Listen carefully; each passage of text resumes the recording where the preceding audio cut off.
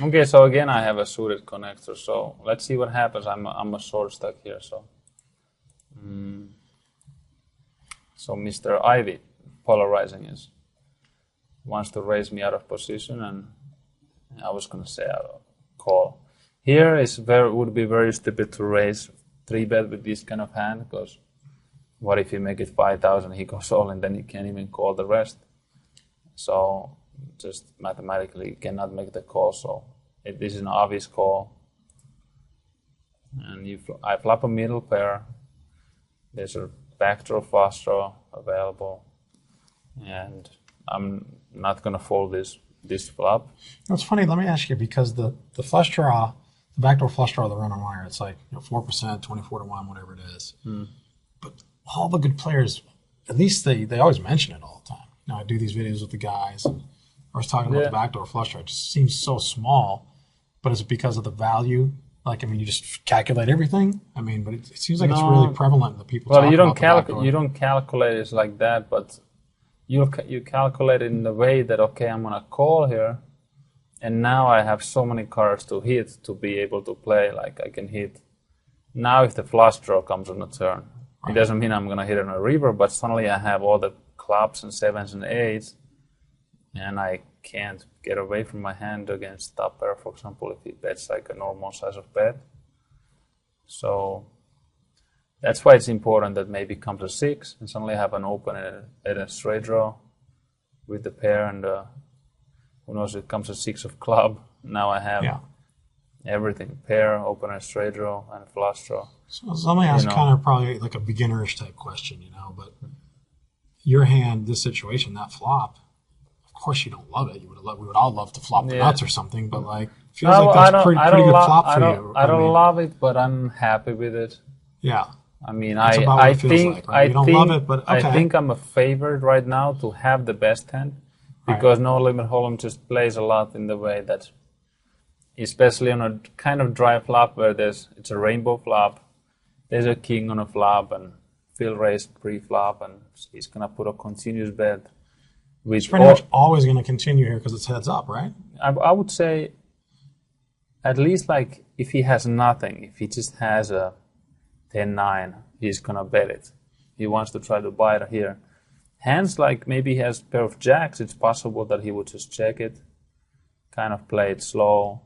But I think betting nothing and betting the king and basically betting anything, but there's some hands that sometimes, I mean, of course he's going to mix it up. Sometimes he's going to have a king and check the flop, or nothing and check the flop and just fold. Everybody mixes it up, but he's more likely to do this and that.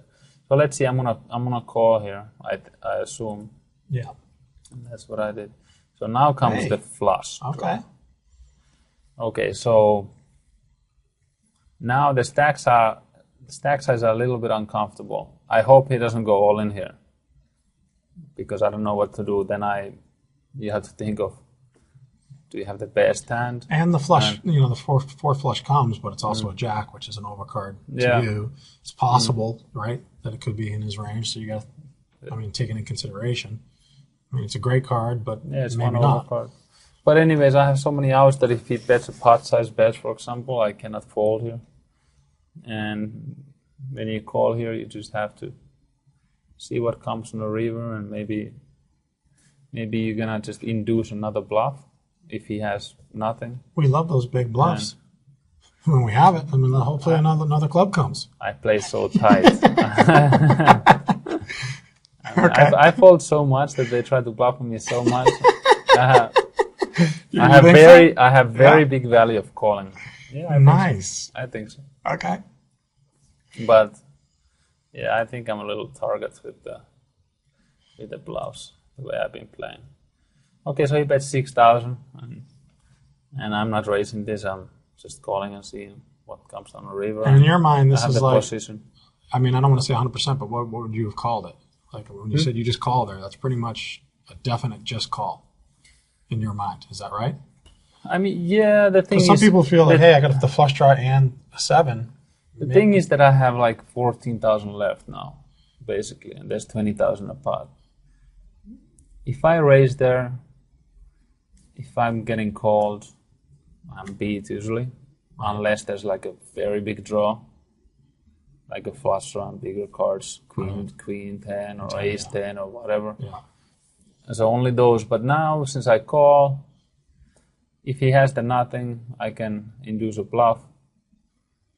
It's tempting to try the bluff, especially if it comes a scare card. Many times I just still call with the medium pair with nothing else, or I just have a straight draw, 6-8 or 4-6-4, and I want to see maybe they check the river if they give up, and I can try to buy it. And it's not so simple. When you're playing this live at home, right? That 10 comes. Do you sit there and it's like nothing, or do you actually like yes? I mean, really, like what do you really do? I know it's kind of funny, but like some players, they really get into it when they're home. I mean, I don't want to tell on our friend Phil, but he gets pretty funny with some of the stuff. Like that's some of the stuff. Maybe someday he'll let us film it, like what he does and says. It's really funny. Yeah, it can be fun sometimes, but if you spend your energy of getting excited of it or getting upset of it, then it's the waste of thinking of the game and stuff. But so as long as card comes, you stay pretty low. If you're like in a zone that you're playing good and everything is, you have all that good rhythm in your game and you're making good decisions, and you can do whatever that doesn't throw you out of your zone, whatever you're doing. Yeah. Everybody is different. Everybody is so different. Yeah. Some people are so sensitive. A little thing is wrong and their game is upside down. It depends. Sometimes I feel myself that if I'm just agitated or something is not right. I'm stressed, and I play a little bit faster than normal, and it's like my rhythm is gone. Then I do bad plays, and it's a funny game. How there's so many things. What do you do at that point? Do you recognize it and take a break? Or just try to adjust. Many times I play until I make something like a very bad play, and then I quit.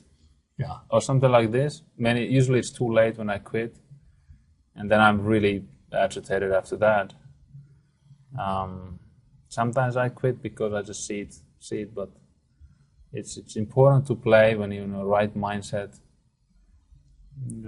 Many times you can at least many times know when you're gonna play your best and when you're not gonna play so good. Sometimes it's a very good game and you just know that you're kind of out of it, and you still play, and it's usually not enough to win. Right. Somehow, but let's see. Makes sense. I'm not folding this hand, and I'm all in. If he checks, I'm betting, and if he bets, I'm calling here. So let's just see. So he goes all in, and I'm calling. Can we see the hand? No, he had a king jack. Wow. Okay, so nothing unnormal on that hand.